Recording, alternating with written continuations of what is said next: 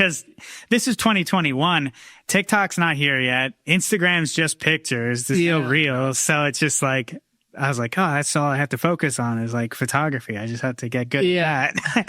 So then that December, Erik's birthday is December 4th or 5th. It's the first week of December, but so is the Santa Crawl, the Westchester Santa Crawl.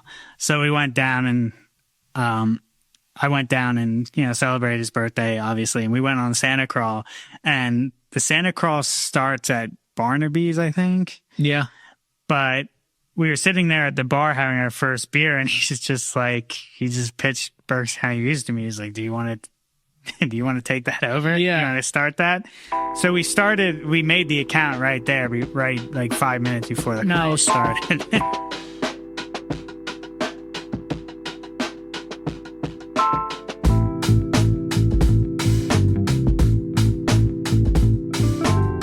Welcome back to BrewedAt Podcast. I'm your host, Richie Tevlin, joined as always by Evan Blum. Hello, hello. And today we have on Anthony Matz from Berks County Views. Before we get started, I just want to thank our sponsor, Zilka & Co. Zilka & Co. is a family-owned and operated brewing supply company in Allentown. So check them out. Reach out to Brad Adelson in our show notes for all your brewing supply needs. $5 shipping. $5 shipping. And American made. So great opportunity right now to step into this. But I guess moving forward, Anthony Matz, welcome. Hi, thanks. Great to be here. Yep. It's so Berks County View.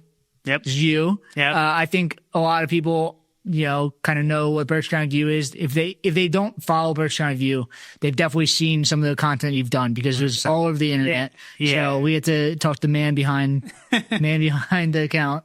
Yeah. It surprisingly gets around. I mean, don't know how. Multiple videos with like millions and millions of views. I like your style. Kind of everything is like concise. Everything makes sense. It's clean. But I've heard you talk in the past about like your style, kind of the way you do it. You kind of have it down to a science. Yeah. But let's get into your background, like how you got started this, because I know you do have a formal education in film. Yeah. So I was always a big movie kid. I saw Jaws when I was like 6. So like I was always a big Spielberg guy. Yeah, a little. Yeah. But so I always loved movies. I really didn't have much of a choice other than to go to film school because I'm not a school person. So like I was a lousy student. Yeah. But so I didn't really have a choice, and my parents probably didn't know what else to do. And Full Sail will actually kind of accept anyone as long as you're willing to pay. So I actually got in before I even took my SATs. When I was in high school, I was just like, if all else fails, I go to Full Sail. And I don't mean that as a negative, but like Full Sail also puts out like incredible talent. Yeah, it does. Yeah. I wouldn't knock it for that. It definitely does. So what was that experience like? Film school is like different than normal college. Like what is film school entail? Full Sail in general is different than any other college because it's kind of, it was an accelerated program. So we were there for like 2 years. Okay. It's essentially a kind of like a trade school in a way. Yeah. Because it's so hands-on. Yeah. And they actually, I think the best aspect of their film school is they will actually make you do 12-hour days, which is how... It's like an internship school. Yeah, yeah. So like when we would shoot our student projects, we were doing 12-hour days, and, scheduling was first come, first serve. So there was twice where I was doing overnights. Wow. For class, where I'm like going in at 9 p.m. and coming out of the sound stage at 9 a.m. Is that something that they kind of like, are these like real projects? They like kind of monetize the students to like create content for them? Sort of, yeah. Because they do just put it everywhere. Yeah. So what is it like? You just go to class, you're kind of teaching you the basics of like storytelling, film, how the equipment works. Yeah, so they break it down. You do like a lighting class, and then editing, sound, directing. There's kind of an English class for writing. Yeah. and all that stuff. So it's kind of like you kind of get to be in each department. You actually realize how hard sound is, and it's probably the toughest job on set. I'm sure. I mean, before we started recording, I told you, like, you know, when we first set up the studio, I'm just like, oh, we can do all these things. And it's just like, I don't understand anything about, or I understand a little bit more, but not really, about like film or just like production in general. Yeah. It's a lot. There's a lot that goes into it. There is. Yeah. People don't. It's not they don't appreciate it. They just don't. They don't know. I mean, like what you said. Like, I didn't know either. I mean, there's so many moving parts, even before you get into production. I mean, just getting a movie greenlit is impossible. And then it just starts at that point. Yeah. So was that kind of your goal? You wanted to get into film, or did you have an idea? You just wanted to go down to Full Sail and kind of what's happening? Yeah. I mean, yeah, basically. I mean, I wanted to.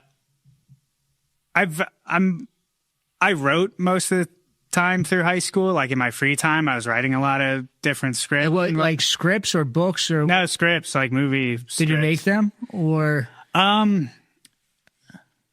think it was just kind of practice. Yeah, it's just practice. No, it was, because there is a craft to writing a screenplay. It is kind of a different medium. It is kind of poetry in a weird way, because it's so. It has to be real. The writing is really efficient, and you kind of have to. And it's a lot different writing a book than writing dialogue that people are saying. Like, if you were to like talk the way people talk to each other in books, like it doesn't sound real. Yeah, and you kind of have to keep the the story moving too, and you know, some exposition dumps without sounding like an exposition dump. You know. Yeah, that makes sense. And you had mentioned before there was like a social media component to this. No, so Full Sail is a film school. It was originally just a recording arts, so it has that as well to offer. And then it was huge video game aspect. Like video game, like programming? Yeah, programs, yeah. So like those were like the three big things that Full Sail offers as far as majors. And then they had just added like a social media major, which looking back, I couldn't really tell you what it was in 2010. Is that what you did? No, that was a different. So I only just did the film major. I didn't do anything outside of that. So, got it. Yeah. Yeah, I don't even know what that would be, like Facebook posts. Yeah, you learn how to make the Facebook ads. Even Instagram was like barely a thing at that point.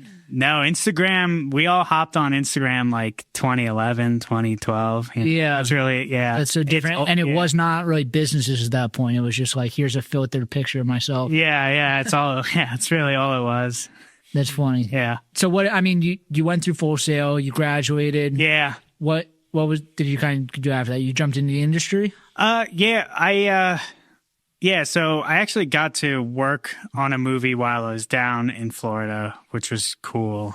What was that? Would we know it? No. So, no, it was a movie called Missionary. It was essentially it was kind of like, if you know the movie Fatal Attraction. Yes. Yeah. So it's basically a riff on Fatal Attraction, but with a Mormon missionary stalking a single mother. Yeah. It's very much in that realm. Missionary's better than it has any right to be. Where is it? Can we find it somewhere? It might be on Netflix. It might be on Amazon Prime. I don't know. I haven't watched it in a while, but I'll look it up. I actually knew who the director was when I got on set, because he had done a really good Clive Barker adaptation of one of his short stories. Clive Barker did Hellraiser, and Candyman is based off his stuff. Yeah. Is that? Do most people kind of like break? I feel like a lot of the indie stuff is like horror and kind of crazy stuff. Is that kind of everyone gets their foot in the door, like doing like kind of like these? Well, I feel like everyone starts off with like these like kind of. This is me not understanding the industry, but I feel like everyone always says that they start off doing like these like horror, indie, weird spin-off things. I always say horror is the only genre that can say half the classics are independent films. So you have Night of the Living Dead, Dawn of the Dead, Halloween, Friday the 13th, Nightmare on Elm Street. Those are all independent movies. Oh, wow. Texas Chainsaw Massacre is a independent film. Yeah, Blair Witch Project. Yep. Did they just have like way lower budgets or? Oh yeah. I mean, well, also, I mean, you have to put yourself in the studio sometimes. The studio was never going to make something like the Texas Chainsaw Massacre in 1974. Yeah. They weren't even thinking like that. And actually put money behind it too. Yeah, they weren't going to put money behind something with like massacre, and it was just like this exploitation, which it's really not that exploitative. Yeah. It's just, there's a vibe about it. Definitely. Yeah. So you graduate, you've done this movie. What was next? So me and a couple friends moved to LA, and we kind of worked on like random commercials and music videos. We got to work on like a pool party rap video with Too Short and Baby Bash, if anyone remembers that. That's one. Yeah. You can definitely say you've been to LA then. Yeah. Yeah, that was a wild day. Is that like you're breaking in the industry again? It seems like you moved to LA and just kind of figure it out. You just start talking to people and how can I help out here and there? Yeah. And then I was, there's a low level position in the industry called a reader, where every studio has this backlog of scripts that they call a slush pile, because no one has the time to read screenplays, and 99.9% of them that slide across your desk are awful. Yeah, I'm just picturing like a million Charlie Days, like writing the day man, just giving it to like these like studio executives, like this is it, and like it doesn't make any sense at all. Yeah. So you have like this slush pile of scripts that need to be read and reviewed. What were they like? Like on average, did most of them seem like pretty normal things you could follow them, or is it just like the quality of it is just like all over the place? You could tell by the first page that it was going to be bad. Okay. It was going to be a rough read for most of them. Are you after the first page? Are you out then? It's like, I always gave it to the end of the first act, which is about 30 pages in. Oh, wow. Which is, the first act is like when the movie really begins. It's when Dorothy, starts following the yellow brick road. Yeah. How the quality of the writing like doesn't make sense. Yeah, I mean the writing's really bad. The script isn't going anywhere. The scenes aren't flowing. Yeah. This episode of the BrewedAt podcast is brought to you by Zilka & Co., your trusted regional brewing supply partner. Family owned for over 100 years of business, Zilka delivers world-class products at competitive prices with flat $5 delivery fee. No pallet or liftgate charges, thanks to their own fleet of regularly maintained trucks. With locations in Allentown and Hunker and a technical brewer on staff, they provide the expertise and service your brewery deserves. Reach out to Brad Adelson in the show notes and let him know BrewedAt sent you. Nice. So you were doing a reader. You were acting as a reader out in LA. Yeah. And then, what happened? You moved back home? Yeah. I didn't have a car, so it was kind of hard. Yeah. How was the public transit out there? It was all right. Okay, yeah. It's probably a disaster now. So what did you do when you moved back? You kept doing film stuff? No, when I moved back, I just got a minimum wage job at Philly Pretzel Factory. And nice. Yeah. I cut my teeth there for a while. Gained a good work ethic, I guess. Yeah. So at what point? I partied with my friends, my high school friends, all the way through my 20s. Yeah. Building up experience. Yes. Yeah. I guess now you know all the places and ready to go. You have a good feel of the city. Yeah, well, the city, it wasn't so when we were 21, it wasn't where it was now. Like, we didn't even have Uber back then. So, in our area, in Reading, so, like, we did call, like, a cab. Wow. Once in a while. Yeah. So, at what brought you kind of back into film or production? So after the pretzel factory, I got like a real job at a powder coating R&D center. Yeah. One of my best friends got me that job.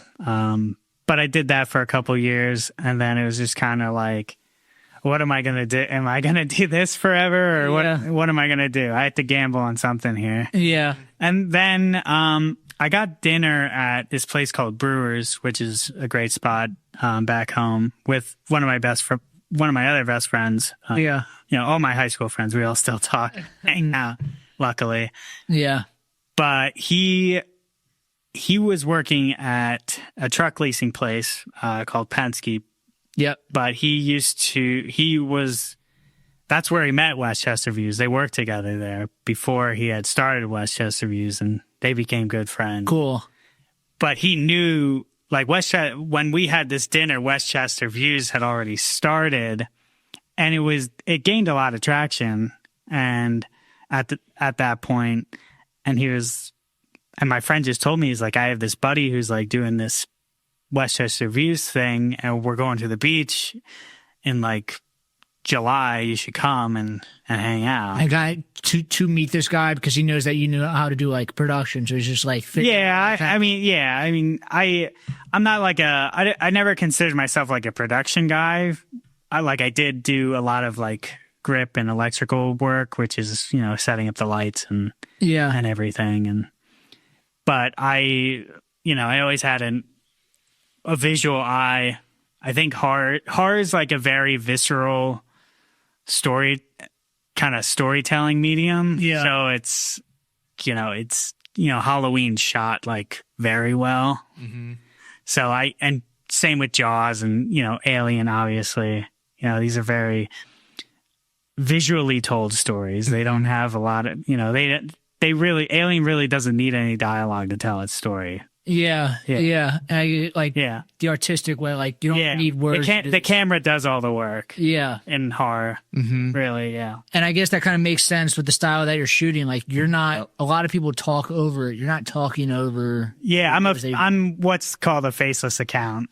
Nice. And I feel like that's, I don't know. It's pretty rare, at least, like for an account with so much traction and doing the specifics of like highlighting local businesses to be faceless.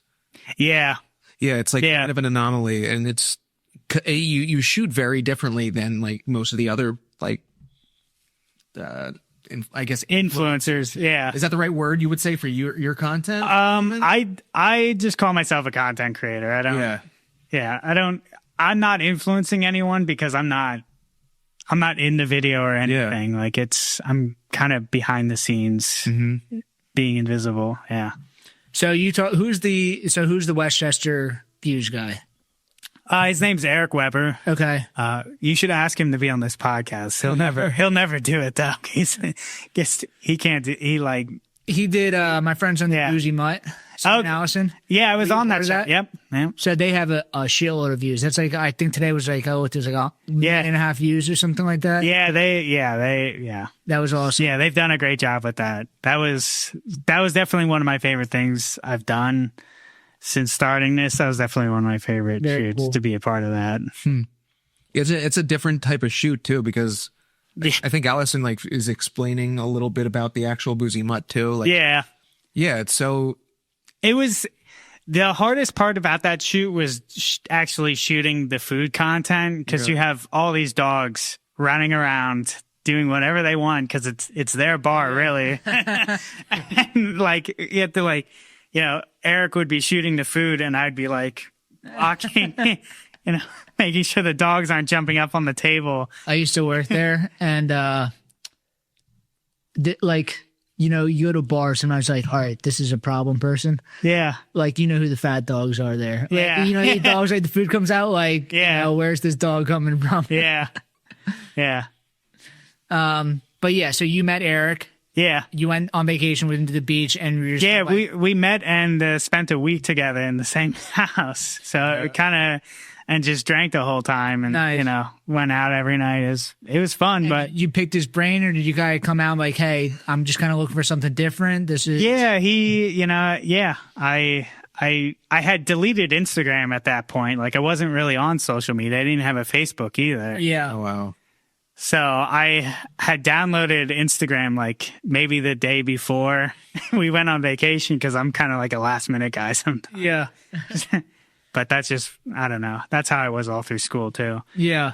But yeah, so I started taking pictures with my phone on that vacation, just posting on my brand new personal account. If you go on my personal account and scroll all the way back, you can find them. It's what we had. Josh Eats Philly. He's a big food influencer in the city. Yeah. And like, if you scroll back to like his first post, it is funny. Like, Yeah. It's the internet. Like it's written in pen. Like the way. Yeah. So to see like kind of the transformation of, what people are doing now. Yeah. Content and like, but you can see where they started at. Like, nobody starts where you're at now. I always tell people my first 2 reels, like I don't even consider them reels. Like they were so bad. You just got to put something down. Yeah, they're still there.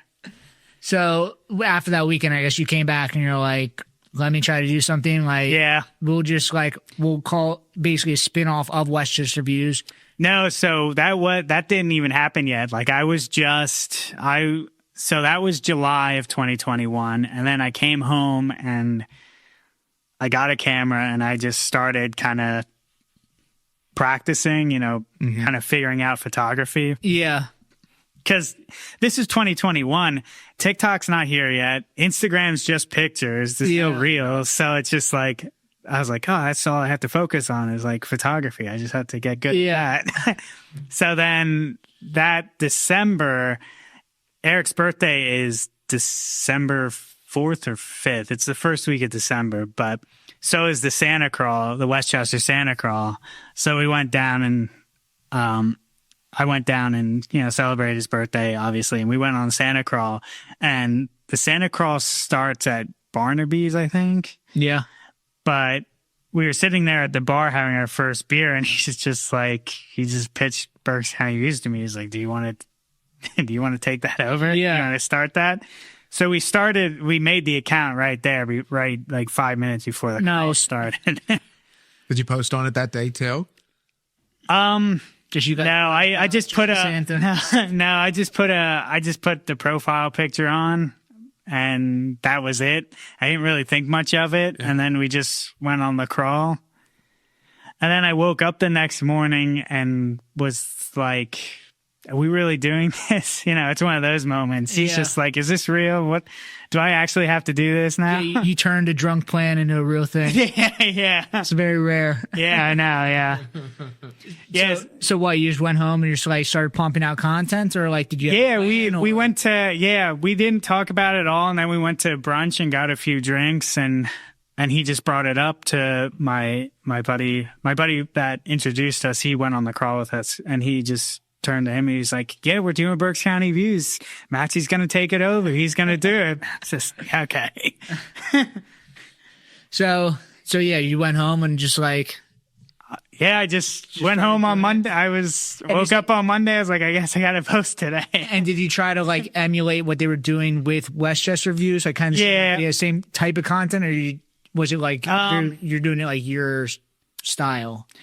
Well, I didn't have a style yet. Okay. So I kind of was just doing what he was doing and trying to find it here. Yeah. And then we had like a first official meeting at his apartment, and I was like, he grew up in Berks County too, but he grew up on like the fringe in Moton, which is like on the very edge of Berks County. I grew up in dead center. Yeah, in Sinking Spring, right out, outside the city.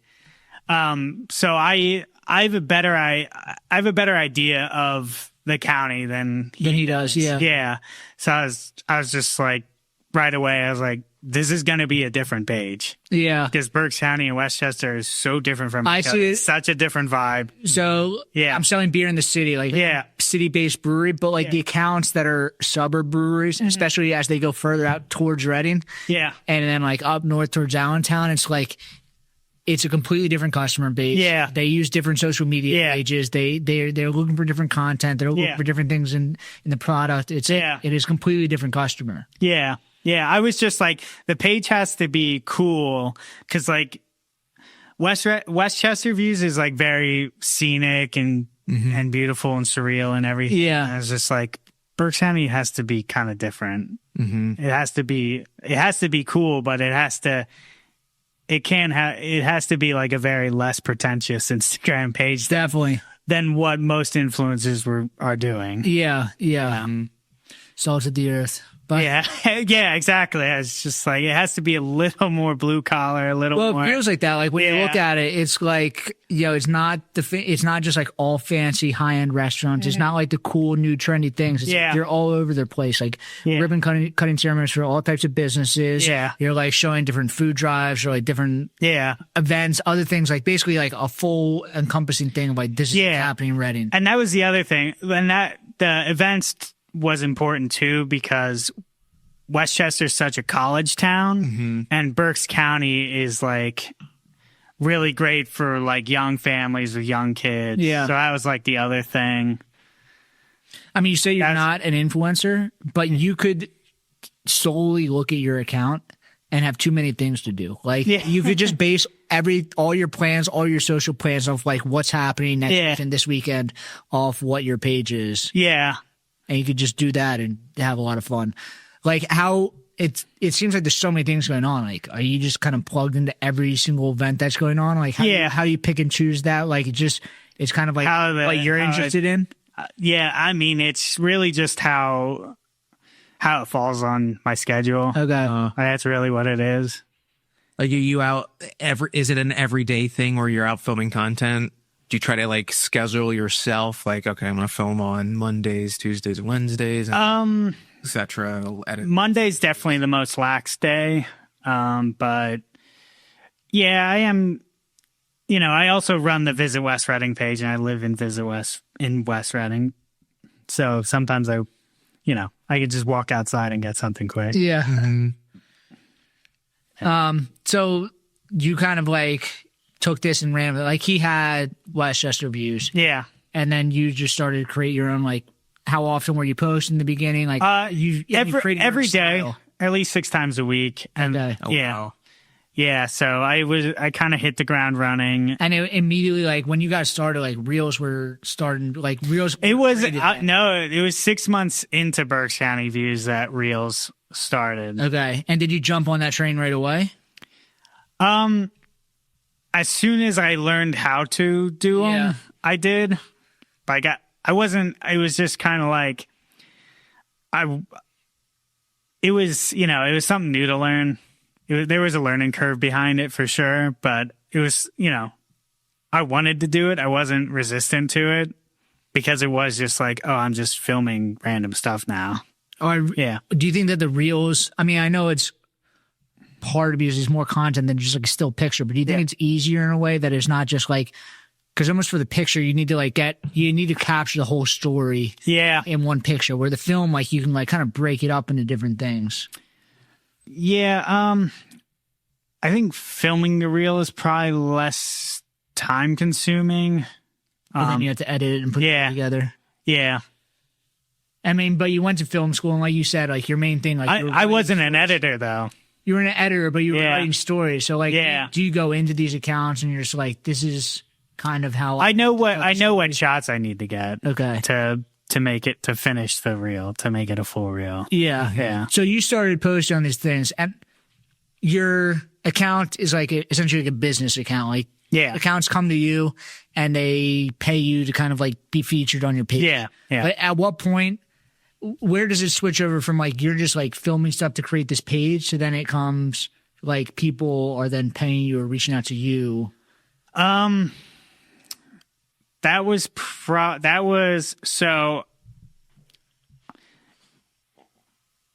have been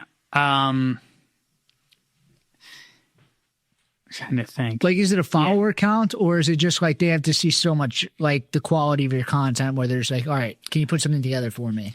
Yeah, I think so. I got hired for just taking photos at events first. Yeah. Comalli Taqueria, who is in charge of this beer now. Nice. The owner, Erik, his name's also Erik.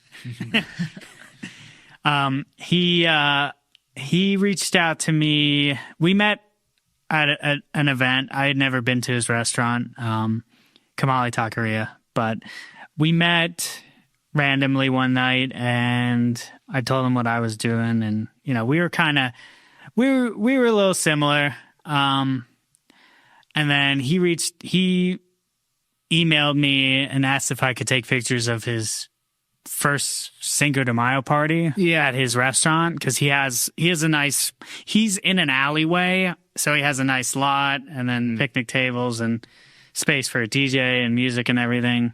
So he wanted me to take pictures of that. So that was kind of my first real photography job.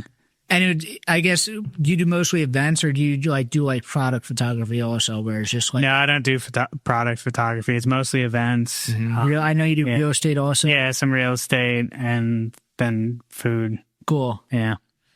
What's your, if you could say, I don't know if you can or not, what's your favorite to do? I mean, definitely the features on my page right now, because that's mostly what I'm doing right now. Mm-hmm. Yeah. So, what's kind of the process of that? You seem to have a good it's a mix of everything. Yeah. In Berks County. Yeah. It's are you kind of is a lot of ribbon cutting stuff? It's different.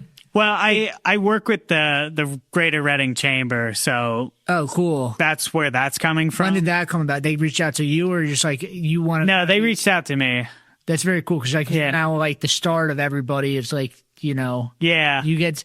We were talking. Evan and I were talking about this before you came on. It's your page feels different. Like you said, you're not an influencer. It feels very much like an online magazine, what's happening in Reading magazine. That's how I was kind of pitching it in the beginning, was that it's kind of like a digital magazine, essentially. Yeah. Yeah. So I did my research. I saw that you started off in high school working at a newspaper. You said your dad worked at a newspaper. Yeah, I was a paper boy all through. What did your dad? Was he a writer, or was he just involved in No, he was involved in actually putting the newspaper together. But it seems kind of he's involved with the newspaper. He understands kind of stories and putting production of that. You say you were writing, scripts. Yeah. It seems like kind of this is all built up into now you're writing these mini stories about all these different places through video. Yeah. Yeah. That it does kind of make sense. I mean, really, my dad was a baseball coach. So, evolved and stuff like that, because it's not just restaurants. Also, a lot of the the influencers are mostly just here's the food place. Yeah, you're not just that. You're also doing things like that. It's different community things. Yeah, yeah. Are you involved? How involved are you? You do the ribbon cutting stuff, but how do you get involved in just community events like that? It's the Chamber of Commerce is reaching out to you about that stuff? Yeah, well, I have a contract with the chamber to do that. So I have to do 3 posts a week for them. Okay. So not that I have to, I want to. But are they kind of feeding you this is what's happening, or how do you have such a touch of what's happening in the yeah, I mean, you just grew up there and so long you understand what's happening? Well, I've watched it. I grew up there. It's a completely different town than when I grew up. How? I mean, it's multiple times. It's just it's cooler now. What has changed? Well, yeah. I mean, it's not it's not Phoenixville. It's not Westchester. It's not or it's not the main line. It's not Philly. It's not Pittsburgh. It's it's its own thing. In the grand scheme of things, it's this random little county on the map. Yeah. But it has an actual city there. Reading is an actual city. It's not Westchester. It's much larger than Westchester. Well, the city had its glory days a long time ago. Yeah. And it's definitely a central PA, old industrial town. Yes. Yeah. It was stripped of that. It's a lot of things. It's a lot of poor leadership, bad decisions. And are they in or past a rebuild phase? I know there's a lot more young people kind of. Yeah. So Alvernia is investing in the downtown because they have they have student housing there. You know, they have a part of the campus on the downtown. So the colleges are actually like being a part of like revitalize. Because you're saying that. Yeah, we just had Josh Shapiro on. What he's saying thing is like the main streets in these small towns, but Reading is a city, so it's like you need to invest. It does have a Penn Street is a downtown. Okay, so yeah, and then I mean also there was a train to Philly that's no longer there. Saucony Creek took it over. Franklin Station, they have their second location there. Yeah, they have their Kutztown, and then they have Franklin Station. That's in the works, bringing the train back. Well, they just cut all the other train lines in Philly, apparently. So I don't know. Yeah, but I mean, you have the Reading Hospital, so and Alvernia is like a huge nursing school. Yeah. RAC, which is Reading Area Community College, is one of the best community colleges in the country. Is it mostly a college? Like does it feel like a college town? No. I don't know much about Reading. Like I've not been out in downtown Reading. Is it mostly like Phoenixville is not a college town like Westchester is? Yeah. Phoenixville is not. It's like kind of all year round. It's like there's people there. Yeah. Like seasons of Reading. So if there's seasons to Reading, the city, no. The city is... So, the suburbs are more families, young families. Yeah. We got a influx from New York over the past couple of years. Oh, cool. Yeah. Cool. Yeah. And Jersey too. Definitely. Yeah. Yeah. So one of the clients like you work with or somebody you work closely with, you work with Pagoda City. No, I don't work with Pagoda City. I work with Oakbrook. Yeah. Have you done work with Pagoda City in the past? I did their grand opening when they originally opened, like Gotcha. 3 years ago now, probably. And then I did another video when they opened their bar at their brewery. Like really had to, really was ready to go. Gotcha. Okay. Yeah. So then you brought in Oakbrook. Yeah. You do a lot of work with Oakbrook. You said they're part of this taco company now? What's the taco place? Comalli Taqueria in West Reading. So yes. So Erik, a different Erik, he owns Comalli Taqueria. He, last year he bought Oakbrook Brewery. Cool. Which is like probably half a mile from Pagoda City Brewing. Okay. It's like they're almost across the street from each other, sort of. Not directly, but it's right. Throw a rock. Yeah. Yeah. So Oakbrook's the only brewery I'm working with right now. But you do, like before we came on, you talked about like different bar accounts that you're working with, right? Yeah. So I also work with Third and Spruce, and I work with Taki Ramen, with their West Reading location. That's a small Japanese ramen franchise. There's one in Easton, Bethlehem. Okay. They're kind of all over the place in the state right now. But so I'm working with them, and then the Chamber, and then the Visit West Reading account. Is it mostly bars and restaurants, and then the commerce? Yeah, and then Visit West Reading's a main street. Have you seen are there other social media accounts in Reading or the Berks in general, or are you kind of yeah. Okay. So there's Wandering Passports. They're definitely the biggest, probably ultimately, because they go beyond Berks. They travel a lot. Yeah. Mm-hmm. Yeah. But are they producing the same content as you, or is it like more influential? They're not a faceless account, so they're in the videos. They really are more influencers than I am. Yeah. Yeah. But I think we talk all the time about like how you need to be in front of your brand and like it's so important to have a face. But I feel like what you're doing, not having a face, is like you're saying, it's like a magazine. It's almost like then there's like no bias to it. It feels like. Yeah. Even though like you're putting everything out. Yeah. If somebody's face is in front of me, like, yeah, well, this fucking asshole just me to go there. Right? Yeah. It feels like much more informative. Yeah. The way that you're doing it, where it's just like, this is what's happening. It's like almost objective. Like, this is what's happening. This is a cool spot. You should check this out. Yeah. Yeah, I don't come at anything with opinions. You have to talk to me personally. Have you noticed, like we said, like it's kind of like a magazine, and like print magazines, newspapers, like even the traditional newspapers, like people aren't buying as many like newspapers to like ads or like newspapers like to get delivered to your house. Yeah. The newspapers have gone digital. Yeah. Have you seen other newspapers in Reading kind of like create? Well, there's only the Reading Eagle, and it's pretty much stripped at this point. Okay. Oh, really? Yeah, I always joke, I wish they weighed this much in high school. Yeah, it's like almost like a leaflet or something. Yeah, it pretty much is at this point. Like they're still charging you the same much, though. Yeah. Is that the paper your dad worked for? Yeah. Yeah. Yeah, well, I worked for them too. I mean, they're cutting me checks too.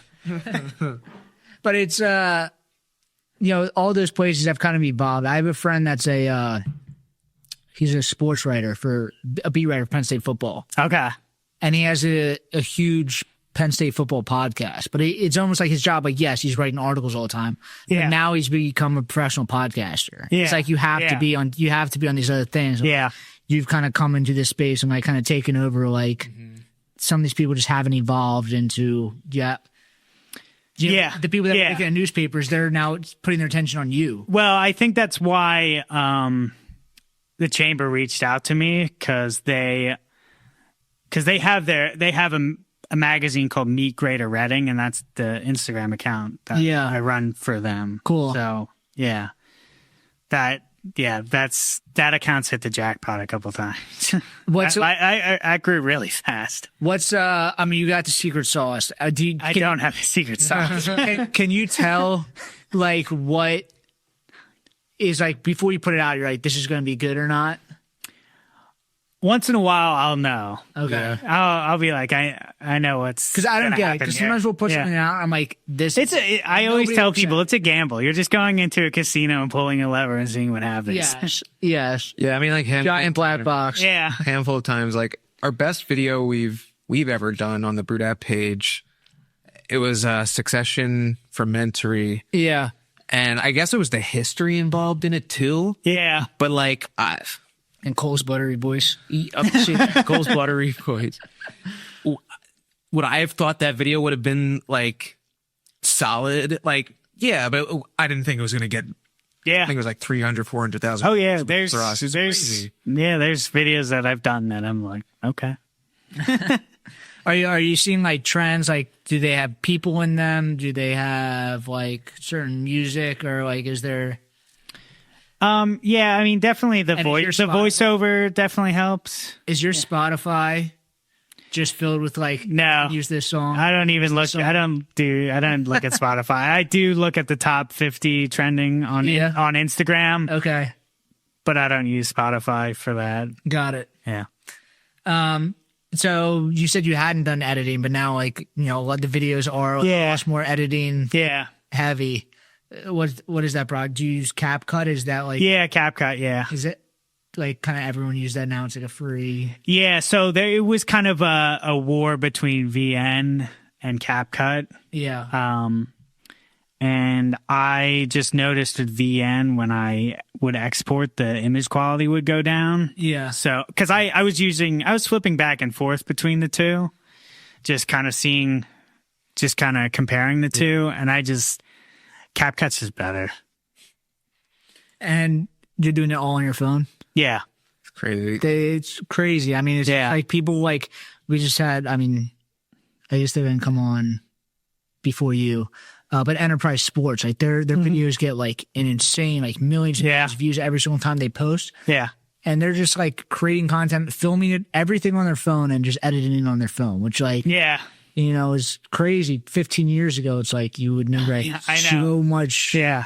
I wish somebody told me and Cole that when we started, because we were doing everything through Premiere Pro for the first time. See, and this means nothing to me because I don't know this. No, I mean, I went to film school, so I'm like obviously friends with editors who are like in the industry editing, and I'm just saying, you know, I went to my friend Trish. She lives in Austin. She's an editor, and you know, I stayed with her for a couple days, and I was just sitting, you know, she was at her desk with her 2 monitors editing, and I was just on the couch on my phone editing. Horizontal. Yeah. That's funny. Pretty crazy how it works. Yeah. Yeah, it's funny.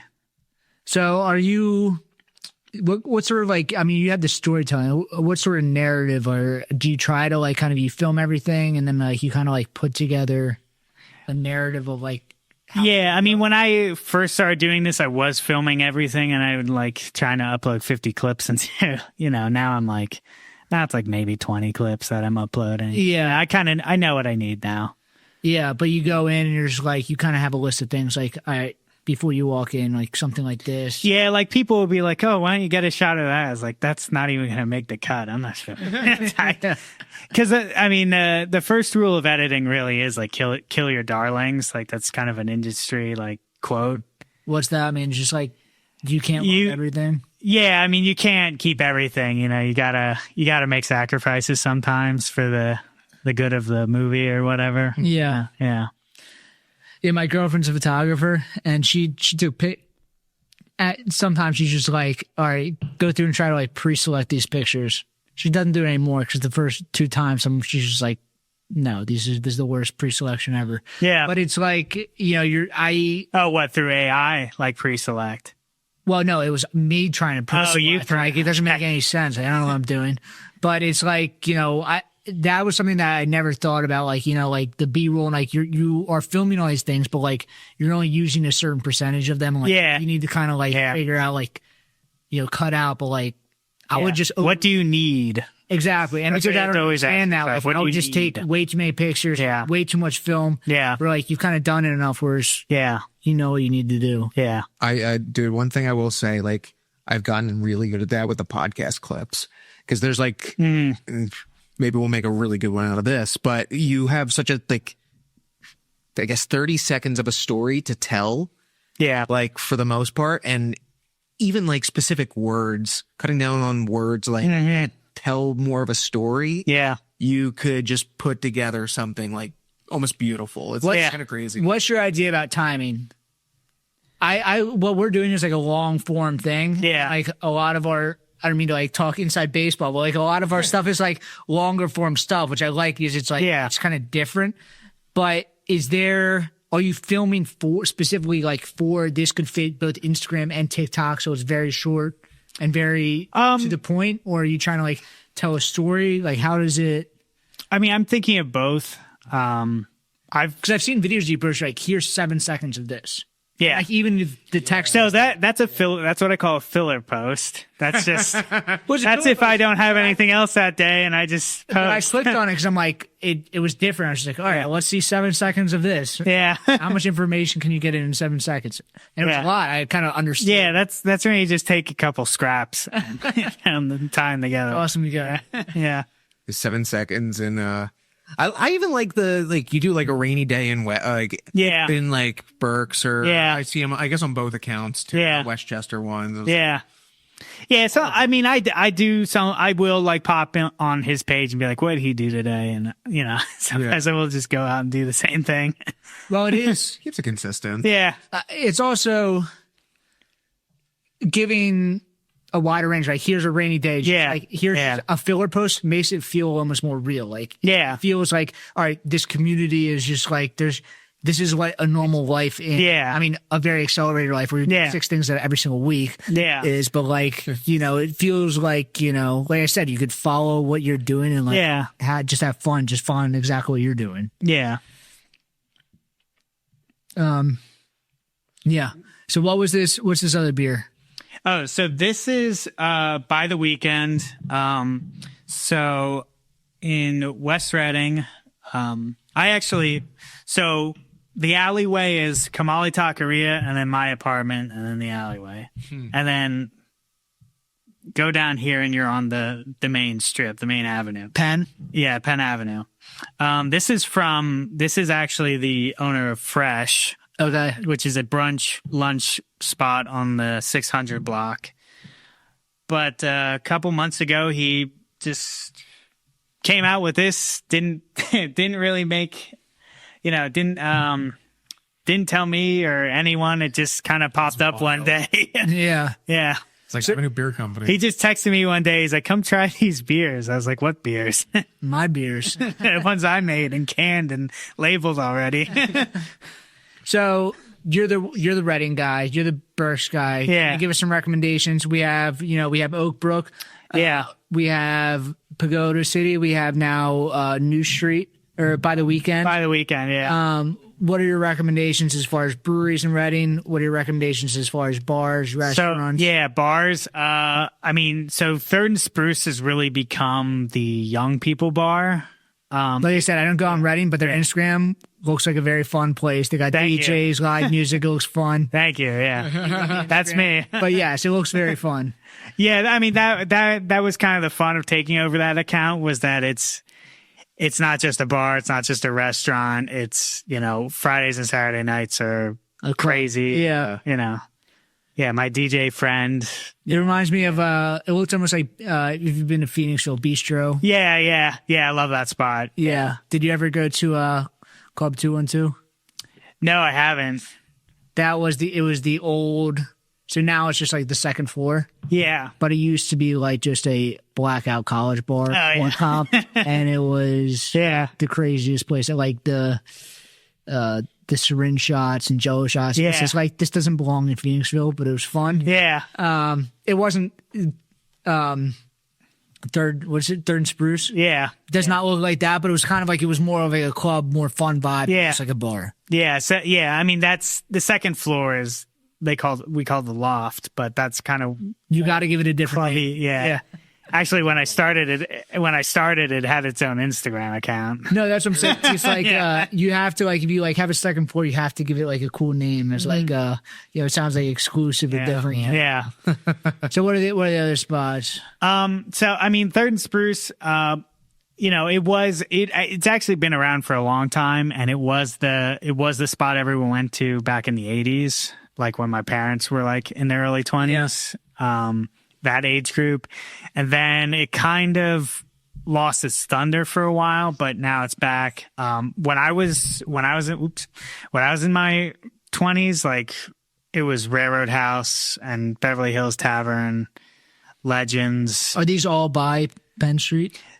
No, so Railroad House and Beverly Hills Tavern is in Sinking Spring. Okay. That's down the opposite way, like all the way down Penn Avenue. And then Legends is like on Fifth Street, is like off of Fifth Street, and that's much more of a club kind of spot. Yeah. But then there's also Barley Mow as well. Right next to it is the Bar Cart, which is a really great cocktail bar. Cool. That's one of my favorite spots to hang out at. Nice. They do a great job. They rotate their cocktails every week, so it's a new menu every week. Nice. So that's a lot to manage. That's awesome though. Yeah. That's like a beer bar, like rotating your beers. Like the bartender just has to like what the beer is. Like I can imagine like learning new cocktails every single day. Like, I know, yeah. And they're like good every week. Right, yeah. That's fun. I don't know. They come up with a new old fashioned every week. I don't know how many old fashions there are in the world, but it's I've had like 60 different old Putting it in and out, right? It's like it's old fashioned, like it's already happened. Like they just like put a different fruit in it or whatever. Nice. So like Penn Street is kind of like the place to be. Is that kind of like that's the up and coming area? That's where all the young people are. Yeah. And then I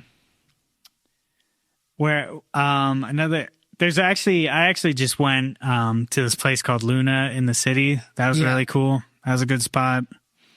And then by Alvernia, there's a great Irish pub, kind of college it's kind of became a college bar by default because it's so close to Alvernia, called Trooper Thorns. Okay. That's great.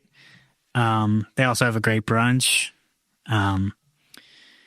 What else is there? What else is a good spot? I mean, Sly Fox is right there next to Sly Fox? yeah, the Wyomissing location. I had no idea. You didn't know that? I had no idea. It's actually I did not know where that was either. yeah. It's right. It's half a block. It's probably it's less than half a block from West Reading. So it's like right at the cutoff point where I need to get out to Reading. Yeah. Yeah. I'm lost. It's behind the Wawa. Okay. Yeah. Nice. So do you have anything else going on? I mean, you're the events guy. You're the kind of what's going on. Like, what should people be looking forward to? This is going to come out, what, mid-May? Oh, mid-May? Okay. The end of May? Yeah. So mid-May. End of May. Kind of in the summer. Like, what are the things to look out in the summer in the Berks area? So the West Reading does their Art on the Avenue, which is Bay Street Festival. That's in June. I think that's June 16th. Cool. And then we're bringing back French Fry Fest. French Fry Fest. What is that? That sounds Yeah. so freaking cool. So that started out as a little small thing on the side street where just anyone who participated just had to bring a different variation on French fries. Nice. But it became so popular that it had to grow and come out onto the main Penn. I could imagine. Yeah. How many different variations of fries can you?